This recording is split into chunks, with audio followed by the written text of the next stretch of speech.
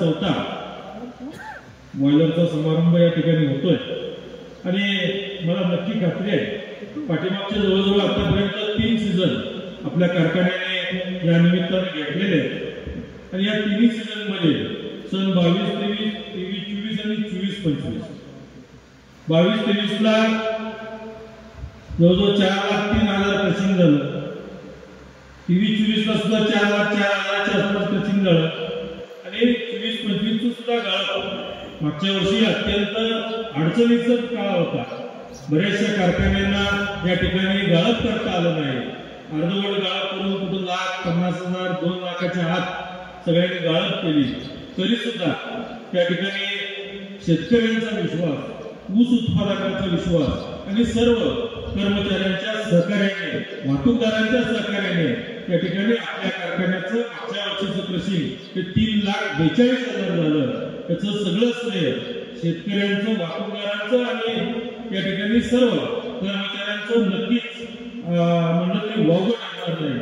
तर आज आपण बघतोय मागच्या वर्षीच्या जवळजवळ मागच्या कधी 28 झालं तर मागचा 28 रुपयानं दिले. जवळपास सर्व पेमेंट या ठिकाणी शेतकऱ्यांचं केलेलं आहे.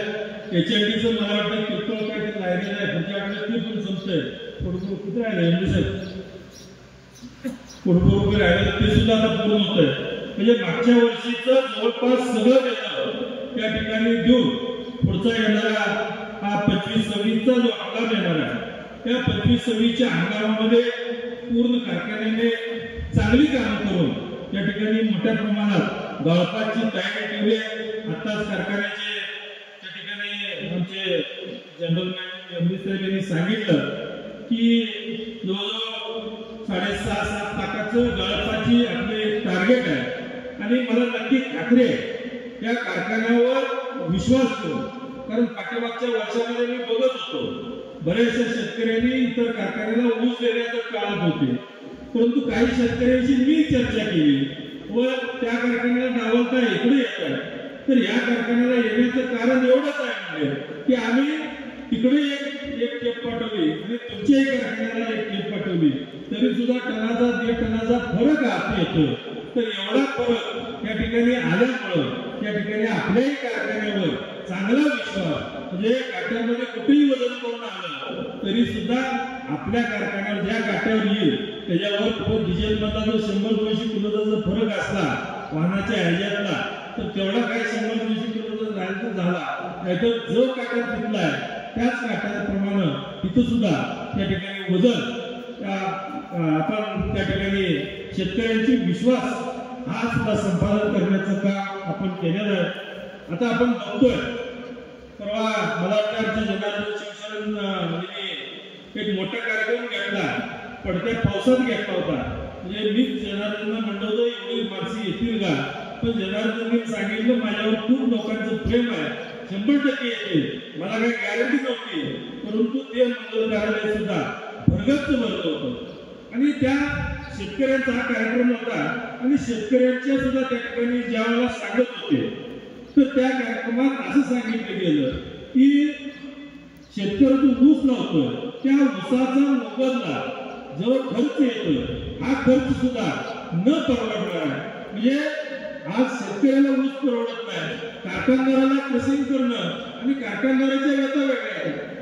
परंतु आता कारखानदाराच्या व्यथा सांगण्यापेक्षा मला या निमित्तानं एवढंच सांगायचं आहे की शेतकऱ्यांनी सुद्धा चांगल्या प्रतीचा ऊस या ठिकाणी लावला गेला पाहिजे, चांगली रिकव्हरी आली पाहिजे.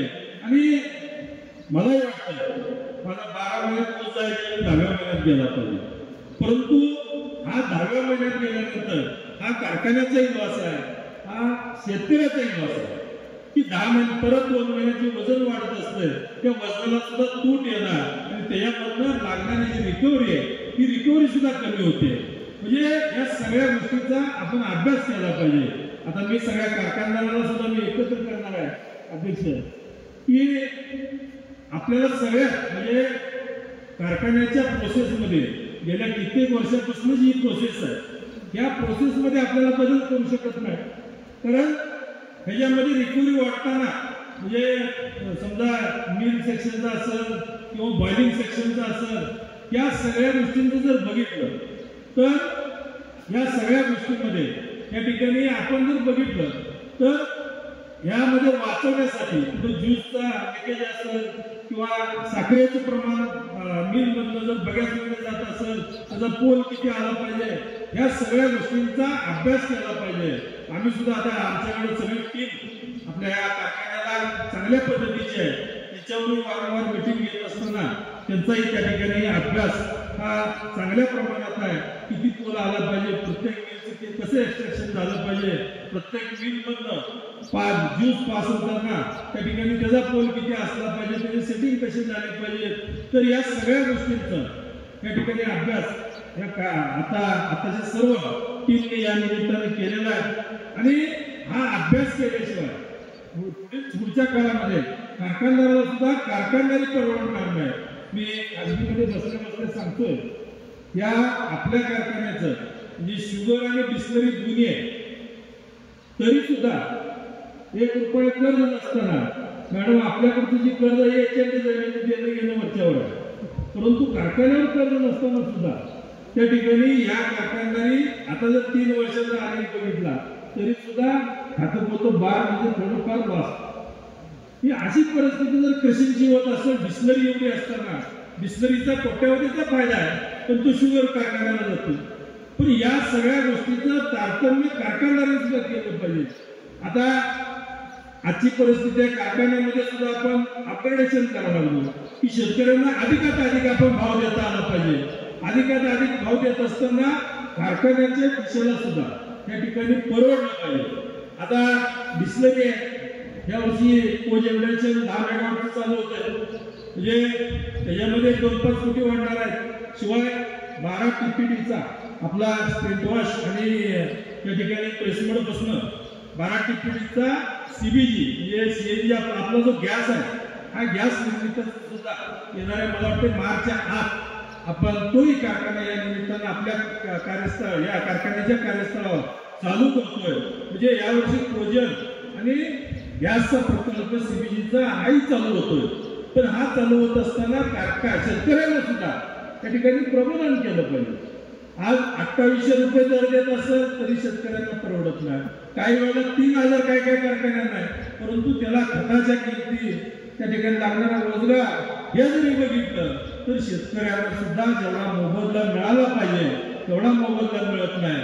त्याच्यावरती आपल्याला एकच कार्य केलं पाहिजे की कारखानदारांनी सुद्धा त्याच्यामध्ये अपग्रेडेशन केलं पाहिजे. नवीन प्रकल्प हे कारखान्यावर प्रत्येक गोष्टीपासून पैसा निर्माण केला पाहिजे आणि तो शेतकऱ्यापर्यंत आपल्याला पर्क्युलेट करता आला पाहिजे. आणि शेतकऱ्यांनी सुद्धा चांगल्या प्रतीची बेणी असतील, खते वापरत असताना त्या निमित्तानं चांगल्या प्रतीची खतं आणि त्या जमिनीला काय लागतंय हे बघून जर खते दिली तर नक्कीच शेतकऱ्यांना सुद्धा म्हणजे टेक्निकली आपण शेती केली पाहिजे. इस्रायल या देशामध्ये, ब्राझील या देशामध्ये जशा पद्धतीनं शेती चालते आणि तिथला शेतकरी हा एक चांगल्या पद्धतीनं त्या ठिकाणी त्याला शेतकऱ्याच्या त्या शेतीमालाला भाव मिळतो. मग आपल्याला काय मिळत नाही तर आपण शेतीमध्ये कुठेतरी कमी पडतो. काही ठिकाणी आपण बघतोय जसं आता काही जणांचं 90-100 टनापर्यंत एकरी उतारा येतोय, बरोबर आहे. 100 टनापर्यंत काढले, 110 टनापर्यंत काढलेले आहेत उतारा. पण त्याचं क्षेत्र विचारलं तर आपल्याला सांगावं लागतं 2 एकर, 4 एकर, 5 एकर. पण 100 एकर 50 एकराचा बागायतदार त्याचं जर आपण बघितलं त्याचा उतारा किती निघतो? 40 नाही मोठा चांगला शेतकरी झाला, 25-30च्या वर शेतकऱ्याला उतारा निघतो. काय काय 15-20 पर्यंत. मग शेती कशी परवडायची? मग 15-20 टनाला जर उतारा निघत असला तर शेती परवडणार नाही. तर आपल्याला टेक्निकली शेती केली पाहिजे.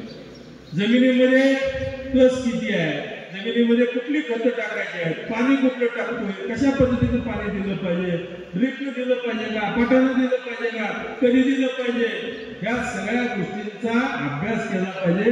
ह्या सुद्धा कार्यशाळा घेतल्या पाहिजे. ह्या सगळ्या कारखान्याला हे करून एका कारखान्याचं काम नाही, ह्या सगळ्या कारखान्यांना अशा या ठिकाणी कार्यशाळा घेऊन शेतकऱ्यांना प्रबोधन केलं पाहिजे. व्यवसायाचं आज प्रवाह व्यवसायाला सुद्धा मी त्या ठिकाणी आपल्या कारखान्यावर इंजिनियर आल्यानंतर तिथं आल्यानंतर त्यांच्याही प्रमुखांना त्या निमित्तानं बोललो की आज आपण बघतो इतर भारतामध्ये सुद्धा इतर राज्यामध्ये आज MP UP मला वाटतं या ठिकाणी आता त्यांनी उसाच्या ब्राझीलमध्ये आतापर्यंत ऊस आहे. आता आपल्याकडे ऊसाच्या जाती किती तयार झाल्या, किती झाल्या शेतीमध्ये? भारतामध्ये टोटल ऊसाच्या जाती किती जरा किती आहेत? 100 असतील तर पण आपल्या चालणारे किती आहेत? 265 86 अजून कुठल्या 2-3 जाती आपण. आता जसं मी आता कारखान्याला म्हणतोय, कारखान्याने अपग्रेड झालं पाहिजे, शेतकऱ्याने सुद्धा अपग्रेड झाला पाहिजे टेक्निकली. आणि तसं या शेतकऱ्याला कारखान्याला जे सपोर्ट आहे, आज ब्राझीलमध्ये जवळजवळ 118 जाती या वर्षी त्यांनी निर्माण केलेले आहेत. म्हणजे उसाला रिकव्हरी आली पाहिजे, उसाला वजन आलं पाहिजे, वजन रिकव्हरी शेतकऱ्यालाही परवडलं पाहिजे, कारखान्यालाही परवडलं पाहिजे. अशा पद्धतीच्या जाती ब्राझील या देशामध्ये त्या ठिकाणी 118 का 12 काहीतरी जाती, तर एवढ्या जाती त्या ठिकाणी निर्माण केल्या गेल्या. आणि एवढ्या जाती निर्माण केल्यामुळं तिथले कारखाने 8-10 महिने कारखाने चालतात. ही बंद हा प्रकारच नाही त्यांचा. परंतु शेतकरी ऊसाचं सुद्धा प्रमाण तिकडे पाऊस सुद्धा मला वाटतं आपल्याला सरी पद्धती याही नाही त्या. तर ऊस असा डोंगर भागावर लावतो, जसा तिथं 2 ऋतू आहेत, पावसाळा आणि उन्हाळा. पाऊस कधीही येतोय, पण अशा पद्धतीनं त्या ठिकाणी जर ऊसाच्या जाती निर्माण होत असतील, तसं आपल्या देशामध्ये सुद्धा त्या आपण सुद्धा इतर राज्यांमध्ये जे आता ऊस उत्पादक, जसं महाराष्ट्र आतापर्यंत ऊस उत्पादक आणि साखरेमध्ये अग्रेसर होता, आता इतर राज्य सुद्धा आपल्यापेक्षा पुढे जाऊ लागले. गुजरात असेल, UP असेल, तर ही राज्य आता पुढे जाऊ लागले. त्याचं कारण आहे तिथलंही डेव्हलपमेंट आहे, कारखानदारी असतील, शेतकरी असतील, यांच्या डेव्हलपमेंट आहे. आता व्यवसाय आणि आपले कृषी विद्यापीठ राहुरी म्हणजे दोन्हीलाही या ठिकाणी त्यांनाही मी चर्चा करणार आहे की आपल्याकडे सुद्धा या ऊसाच्या जाती निर्माण केल्या पाहिजे, त्या सुद्धा शेतकऱ्यापर्यंत देता आल्या पाहिजेत. ऊसाच्या जाती निर्माण करत असताना आपण शेतकऱ्याला परवडलं पाहिजे आणि कारखानदारालाही परवडलं पाहिजे. अशा पद्धतीच्या जाती निर्माण करून या विकसित केल्या पाहिजेत. आणि दरवर्षी वेगवेगळं म्हणजे आज आपण बघतोय एखादा रोग जर येत असला एखाद्या फळावरती, आपण एकसारखं औषध मारतो का? एकसारखं मारत नाही औषध, कारण त्या रोगावर परत ती त्याच्यामध्ये असलेली जीवाणू म्हणजे डास थोडक्यात सांगतो. डासावर याच्या अगोदर ती कासूछाप वगैरे नुसती कासूछाप कशाला घरात उदबत्ती जरी लावली, डास त्या धुरात पळून जातो. परत परत परत कासूछाप आली, आता त्या कासूछापच्या वर डास बसतो त्या धुराच्या वर. म्हणजे इतर जीव किंवा इतर रोग विषाणू असेल तर हा जो तुम्ही औषध टाकता त्या औषधावर, जसं आपण बी कुठलाही रोग आला तर त्याच्यावर आपण मात करून पुढे जातो, तसं आपण जे औषध टाकतो, आता कासूछाप झालं, गुड नाईट झालं, अजून नवीन नवीन काय ते स्प्रे आले ते, तर काही या ठिकाणी जरी आलं की थोड्या वेळात इफेक्ट होतोय, परत जास्त औषध होतो. याचं कारणच आहे की तिथला जीव विषाणू हा सुद्धा त्याच्यावरती आपल्या दिलेल्या औषधावर हा त्याच्यावरती प्रक्रिया करतो, परत त्याची परत जन्म होतो त्याचा. तर त्या परत येणाऱ्या ह्याच्यामध्ये त्या औषधाला DNA घेऊन तो परत जन्म घेतो. परत जर आपण त्या औषध मारलं तर त्याच्यावर अपाय कमी होतो. त्यामुळं परत औषधामध्ये आपल्याला गुणधर्म वेगवेगळे टाकावं लागतात. तर तसंच या ठिकाणी आपण सुद्धा आपण ऊसाचे असतील किंवा ह्या निर्मिती ह्या चांगल्या वेळोवेळी आपण बदल केला पाहिजे. नवीन रोगराई आली तर नवीन त्या ठिकाणी आपल्याला एक बेनं तयार झालं पाहिजे. अशा पद्धतीची उत्पत्ती आपण या ठिकाणी बेनं सुद्धा तयार करण्याचं काम राहुरी आणि VSI ला वसंतदादा समोर इन्स्टिट्यूटला करण्याचं काम त्या ठिकाणी मी सुचवणार आहे. शिवाय आज आपण बघतोय या आपल्या कारखान्यामध्ये कर्मचारी काम करत असताना सुद्धा अतिशय चांगल्या पद्धतीनं काम या निमित्तानं कर्मचारी करत आहेत. प्रत्येक वर्षी तर आपण देतोय, या वर्षी सुद्धा सर्व कर्मचारी बांधवांना 1 महिन्याचा पगार या ठिकाणी बोनस म्हणून आपण त्या ठिकाणी देण्याची घोषणा चेअरमन साहेबांनी सांगितल्याप्रमाणे मी या निमित्तानं करत आहे. आणि नक्कीच याही वर्षी खरं अतिशय उत्कृष्ट कामही चांगली झालेली तुम्ही बघितलेलं आहे. तुम्ही चांगलं काम याही वर्षी त्या ठिकाणी कराल ही अपेक्षा या निमित्तानं करतो. शिवाय मागच्या वर्षी सुद्धा मला वाटतं बरेचसे वाहतूक ठेकेदार आहेत. त्या वाहतूक ठेकेदारांनी सुद्धा म्हणजे आता सगळ्यांची नावं नाही घेत, चांगलं क्रशिंग केलं. त्यांना सुद्धा नंबर पहिले 1 ते 3 या निमित्तानं काढलेले आहेत. आमचे 1887 मला ट्रॅक्टरमध्ये 2383 टन पुन्हा गामजेचं वाटतं विशेष उत्तेजनाचा आपण या ठिकाणी नंबर काढलेले आहेत. 1626 टनाचं डम्पिंगमध्ये या ठिकाणी झालेलं आहे. मशिनी सुद्धा आता आपण जर बघितलं 6.5 ते 7 लाखाचं क्रशिंग या टार्गेट असताना आता जवळजवळ 270 ट्रॅक्टर वाहनं असतील, 75 डम्पिंग वाहनं असतील आणि 10 मशीन. त्या 10 मशीन सुद्धा जवळजवळ 80-100 टनाच्या वर या ठिकाणी होतील. त्याचा सुद्धा 8,000-6,000च्या आसपास क्रशिंगाचं ऊस पुरवठा या निमित्तानं करण्याचं सर्व नियोजन या निमित्तानं झालेलं आहे. मला वाटतं शेवटचा हप्ता सुद्धा बऱ्याचशा लोकांना त्या ठिकाणी देऊ केलेला आहे. राहिल्यांचं आता हप्ते पूर्ण झालेले आहेत. सगळ्यांना ॲडव्हान्स बिगर ॲडव्हान्स यांचे करार झालेले आहेत. ॲडव्हान्स आल्याचे पैसे जवळपास गेलेले आहेत. कारखान्याची कामही पूर्णत्वास आलेली आहेत. आणि नक्कीच मला खात्री आहे सर्व शेतकरी सुद्धा मागच्या वर्षी असेल किंवा या 3 गावामध्ये जसा विश्वास कारखान्यावरती ठेवला तसा विश्वास ठेवून याही वर्षी सुद्धा चांगल्या पद्धतीनं आणि चांगल्या पद्धतीचा आपण ऊस कारखान्याला आपण 100% द्याल ही अपेक्षा या निमित्तानं आपल्या ऊस उत्पादक शेतकऱ्यांच्याकडून करतो. सर्व कर्मचारी सुद्धा चांगल्या पद्धतीनं क्रशिंग करतील यावर्षी ही अपेक्षा करतो. यावर्षी कोजन चालू होत आहे. त्यामुळे कोजन चालू असताना बॉयलरवरती वेगळा लोड म्हणजे जास्त लोड येणार आहे. त्यामुळे बॉयलर विभाग सुद्धा त्या पद्धतीनं आता काम करण्याचं आता जवळपास पूर्ण होत आहे. किती दिवस लागतील अजून का? 8 दिवसात होते. त्या 8 दिवसात बॉयलरची सुद्धा काम होतील. नक्कीच आपण सर्वजण या निमित्तानं खातेपूर्वक आणि सर्व कर्मचारी, वाहतूकदार, सर्व ऊस उत्पादक शेतकरी यांचं मी या ठिकाणी सगळ्यांचं इथं उपस्थित राहिल्याबद्दल स्वागत सुरुवातीलाच करायला पाहिजे होतं, पण आता शेवटी गावाला स्वागत करतो. आपल्या सगळ्यांना या निमित्तानं हा गाळप यशस्वी करण्यासाठी आपण सर्वजण सहकार्य कराल ही अपेक्षा या निमित्तानं व्यक्त करतो. आपल्या सगळ्यांना नवरात्रीच्या खूप खूप शुभेच्छा देतो आणि माझे 2 शब्द संपवतो. जय हिंद, जय महाराष्ट्र.